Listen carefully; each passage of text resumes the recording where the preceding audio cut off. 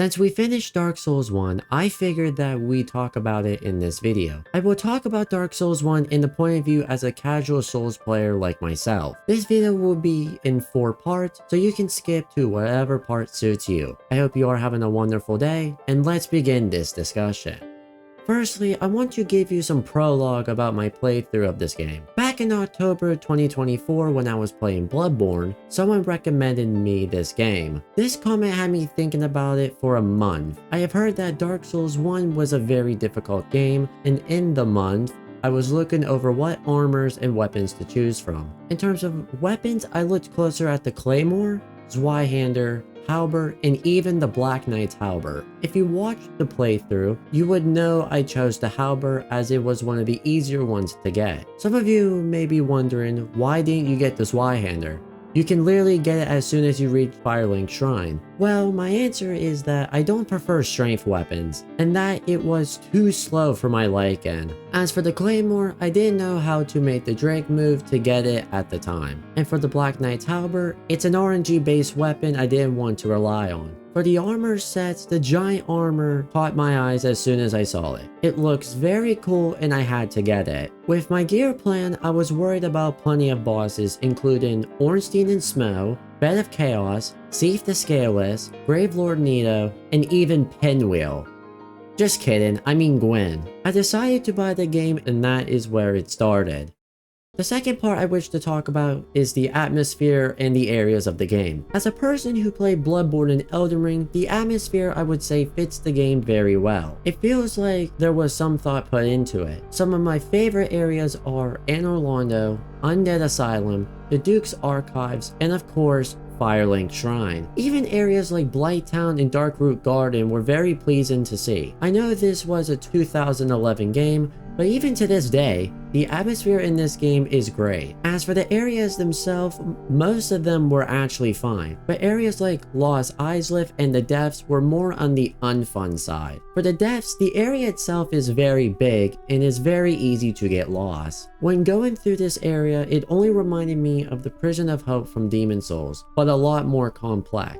I generally didn't enjoy this area in the playthrough. It wasn't hard per se, but rather an inconvenience. For Lost Islip, you had to keep a ring on for the first part of the level, which can affect people who wear heavier armor. You shouldn't have to wear a ring to explore a mandatory area. At least you don't have to wear it for the whole area. The enemies here too were awful, and made this area worse than it already was. I was going to talk about the Tomb of the Giants, but you have more than one way to make light down there. However, I do feel it is also an inconvenience.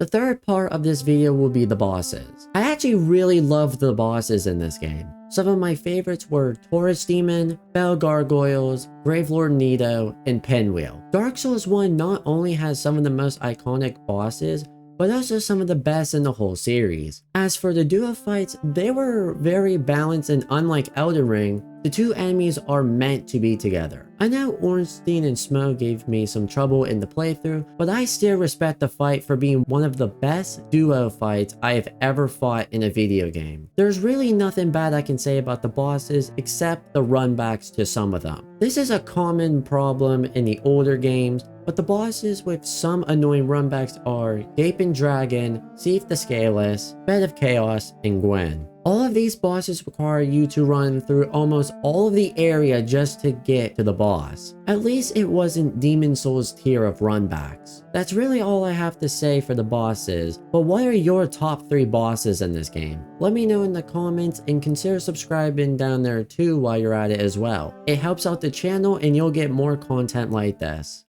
The fourth part in this discussion are the mechanics of the game. The mechanics in this game are average. This game doesn't have fluid rolling like Bloodborne or Elden Ring, so you'll need a shield unless you wear no armor and light roll. It was actually annoying that this game didn't have fluid dodges and made the game more difficult sometimes. Next mechanic I wish to talk about are the hitboxes. The hitboxes here was on par with some of the hitboxes in Dark Souls 2 and sometimes Elden Ring. Also, like Dark Souls 2, you can still get hit while in the middle of a roll, which is rather stupid. I'm unsure if this is the hitboxes or the rolls themselves, but I wanted to mention it here. However, there isn't a lot of bad hitboxes in this game, as the only things I can think of is the Gaping Dragon's charge attack, Ornstein's lightning bolt, and the worst of all, the Four Kings ranged attack. Also, the enemies in the Lost Isles had bad hitboxes. The hitboxes in this game were pretty questionable, but not as questionable as Dark Souls 2. For the mechanics, they are not that bad, but could have been better. One last thing, I want to ask a question. Does Dark Souls live up to today's standards? Let me put it this way. If Dark Souls 1 didn't exist, we wouldn't have games like Bloodborne or Elden Ring. But Dark Souls 1 does live up in all aspects. Mostly in the first part of the game, but the second part of the game kind of falls off a bit. Dark Souls 1 is definitely one of the most important games ever made. So how do I rate Dark Souls 1 from 1 to 10? I would give it a solid 9 out of 10. The game is great overall, and I feel this game was one of the more better games I've played. If you don't mind the slightly questionable hitboxes or unfluid dodges, then this game is a great game to play. Dark Souls is one of those games I wouldn't delete, unless I need more storage. Also, it takes up barely any storage as well. This concludes our discussion about Dark Souls 1. Let me know if you people like this type of content, as I'm trying something new instead of just gaming. Nevertheless, thank you for listening,